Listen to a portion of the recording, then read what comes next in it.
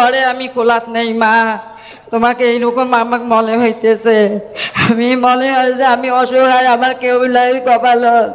আমার মা ও বাপ ছোটতে মারা মধ্যে জায়গা লইয়া শান্তি হয় না, জায়গা নেওয়ার লাগে মানুষের কলজা আসিয়া বইয়া জনগণে কিতা কয় কি পরিমাণ নেতার বাপ মানে তুইলে যে মানুষে গাইলে আইতা যদি নেতায় উনতো বালা বেটা হইলে ইতা সাইডে মধু খাওয়ায়নি, অথবা আমি মনে করি। সুপ্রিয় দর্শক শ্রোতা, আসসালামু আলাইকুম। দেশ এবং প্রবাসে, দূরে এবং কাছে যে যেখান থেকে আমার এই ভিডিওটির সাথে সংযুক্ত হয়েছেন সকলকে আন্তরিক শুভেচ্ছা, অভিনন্দন। দর্শক, শুরু থেকে সংবাদ শিরোনাম দেখেছেন, এখন আপনাদেরকে বিস্তারিত দেখাবো এবং এই ভিডিওটি সম্পর্কে কিছু কথা বলবো আপনাদের সাথে, আপনাদের বোঝানোর সাথে এবং বোঝার সাথে। দর্শক, আমি বেশি কথা বাড়াবো না, চলে যাব সোজা সেই ভিডিওতে।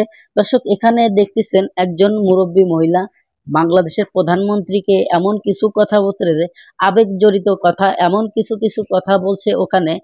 বাংলাদেশের প্রধানমন্ত্রী মাননীয় শেখ হাসিনা, উনি কান্না ধরে রাখতে পারে নাই। কি ধরনের কান্না করলো এবং কেনই বা ওই মহিলা তার নামে এই ধরনের মোনাজাত করলো বাংলাদেশের প্রধানমন্ত্রীর নামে, এবং এই ধরনের দোয়া করতে যে ওখানে কি ঘটনা ঘটেছিল আপনারা ইতিমধ্যে হয়তো দেখে ফেলেছেন। তার মাউথ কেড়ে নেওয়া হয় এবং মাউথ কেড়ে নেওয়ার পরে বাংলাদেশের প্রধানমন্ত্রী শেখ হাসিনা তাকে, যে মাউথটা কেড়ে নিয়েছিল ওই মহিলার থেকে, তার বিরুদ্ধে কি অ্যাকশন নিল তা আমরা সেই ভিডিওটি দেখব। দেখার আগে দর্শক, আজকে যদি আপনারা আমার চ্যানেলের নতুন বন্ধু হয়ে থাকেন, অবশ্যই ভালো লাগলে চ্যানেলটিকে সাবস্ক্রাইব করবেন আর অবশ্যই আপনার মূল্যবান মতামত কমেন্ট বক্সে কমেন্ট করবেন। দর্শক, চলুন আমরা সেই ভিডিওটি দেখি যে প্রধানমন্ত্রী শেখ হাসিনা ওই মহিলাকে কি বলেছিল এবং যে মাউথ কেড়ে নিয়েছিল তার কি অ্যাকশন নিল আমাদের প্রধানমন্ত্রী। চলুন দেখে আসি। রব্বানা আতিনা ফিদ দুনিয়া হাসানাতান ওয়া ফিল আখিরাতি হাসানাতান ওয়া কিনা আযাবান নার। সাল্লাল্লাহু তাআলা আলাইহি খায়রি খালকি আসাব।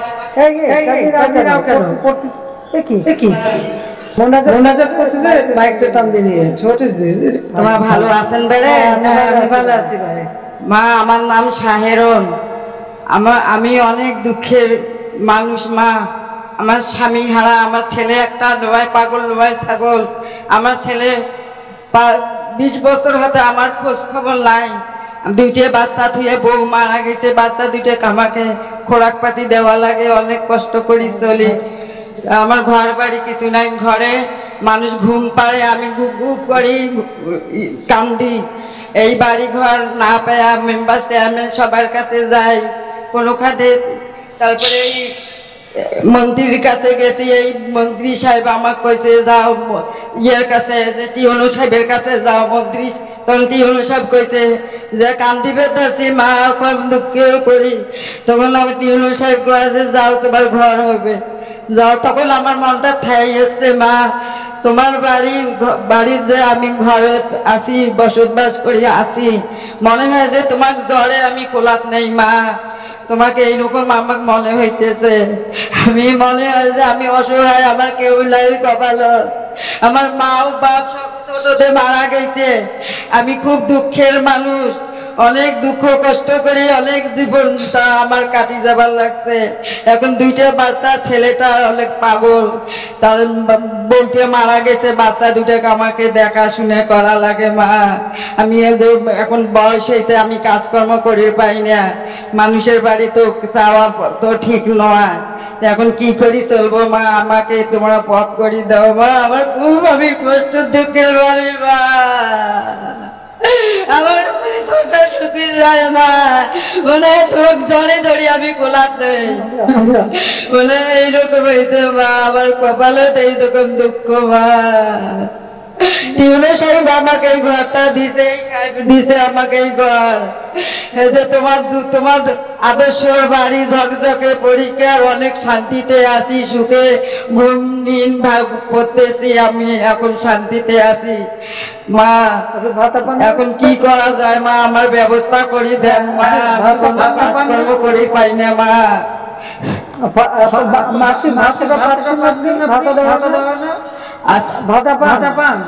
ভাতা পাই, চা খাওয়া পয়সাও হয় না, আগতে খেয়া শেষ করি। যে ওষুধ লাগে 300 টাকার ওষুধ আমার খাইতে লাগে, দিন 300 টাকার ওষুধ খাইতে লাগে আমার।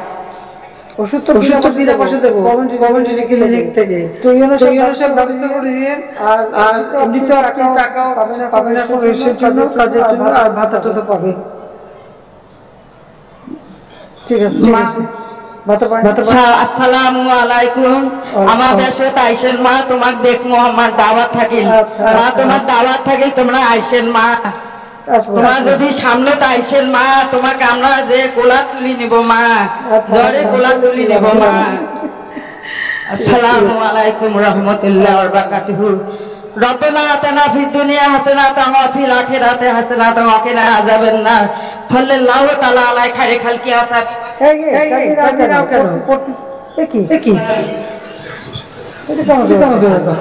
রব্বানা আতিনা ফিদ দুনিয়া হাসানাতান ওয়া ফিল আখিরাতি হাসানাতান ওয়া কিনা আযাবান নার।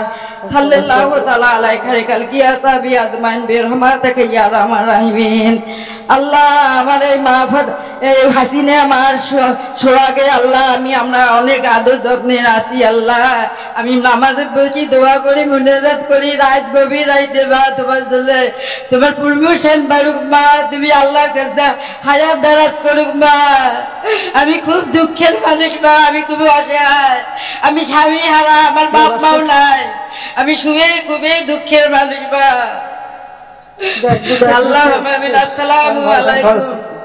দর্শক, আপনারা এতক্ষণে যে ভিডিও ক্লিপটা দেখলেন হয়তো বা আপনাদের ভালো লেগেছে, আর যদি ভালো লেগে থাকে অবশ্যই আপনার মূল্যবান মতামত কমেন্ট বক্সে কমেন্ট করবেন।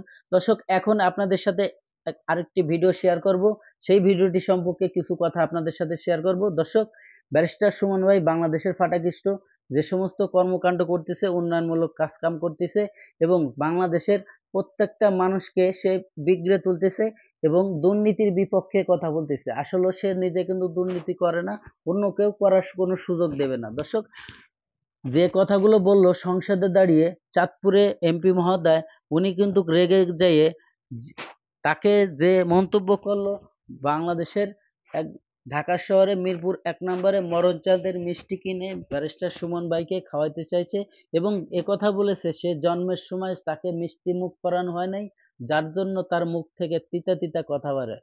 দর্শক, এই যে কথাগুলো বলছে বাংলাদেশের প্রধানমন্ত্রী শেখ হাসিনাকে সামনে রেখে, এবং প্রধানমন্ত্রী শেখ হাসিনা ব্যারিস্টার সুমনকে কি প্রতিশ্রুতি দিয়েছে এবং কি কথাবার্তা বলছে, চলুন আমরা সেই ভিডিওটি দেখি। এবং ব্যারিস্টার সুমন ভাই যে ওই এমপির নামে কি অ্যাকশন নিয়েছে, কি কথা হয়েছিল, চলুন আমরা সেই ভিডিওটি দেখে আসি। বিলেত থেকে লেখাপড়া করে এসেছেন ব্যারিস্টার সুমন সাহেব, কখনো কখনো তার তথ্যের ঘাটতি থাকে। মাননীয় স্পিকার, আমাদের ব্যাংকগুলোর অবস্থা খারাপ মাননীয় স্পিকার, আমরা টাকা পাচার কোনোভাবে রোধ করতে পারতেছি না মাননীয় স্পিকার। সুমন সাহেবকে আমি বলতে চাই, আমি প্রথম প্রতিবাদ করেছি ট্রেজারি বেঞ্চের হয়েও। কাজেই সুমন সাহেবকে আমি বলবো, আপনি একেবারে সবাইকে দুর্নীতিবাজ ভাববেন না প্লিজ। আপনি যেভাবে বলতেছেন কথা, এইভাবে একটু হিসেব নিষেধ করে খোঁজ খবর নিয়ে সঠিক তথ্য সংগ্রহণ করে তারপরে আপনি কথা বলবেন। আমার কেন জানি আরেকটা জিনিসও মনে হয় যে বাংলাদেশের ভালো করতে চাইলে আপনি হয় মরবেন নাইলে বেঁচে থাকবেন। আপনি কোনটা? আমার মনে হয় কোন একটা আমার হওয়ার সময়। বাস্টার্ড, আমি জারদ, আমি শুনছি যে আমার জন্মের মধ্যে অভিশাপ আছে।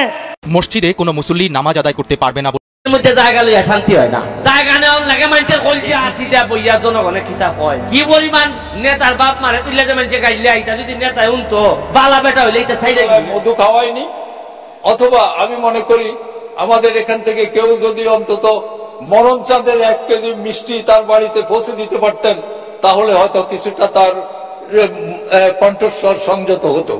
সেই সুমন সাহেব কখনো কখনো। প্রথমেই শিরোনাম, ব্যারিস্টার সুমন কি কারণে। প্রিয় দর্শক, ধৈর্য সহকারে যারা আমার এই ভিডিওর ক্লিপটা দেখেছেন, আর হয়তো বা আপনাদের ভালো লেগেছে, আর যদি ভালো লেগে থাকে অবশ্যই আপনার মূল্যবান মতামত কমেন্ট বক্সে কমেন্ট করে জানাবেন। এবং ভিডিওটি যদি ভালো লাগে, চ্যানেলটিকে যদি সাবস্ক্রাইব করতে মন চায় অবশ্যই সাবস্ক্রাইব করে রাখবেন পরবর্তী ভিডিও পাওয়ার জন্য। দর্শক, আজকের মতো ভিডিও থেকে বিদায় নেব, সবাই ভালো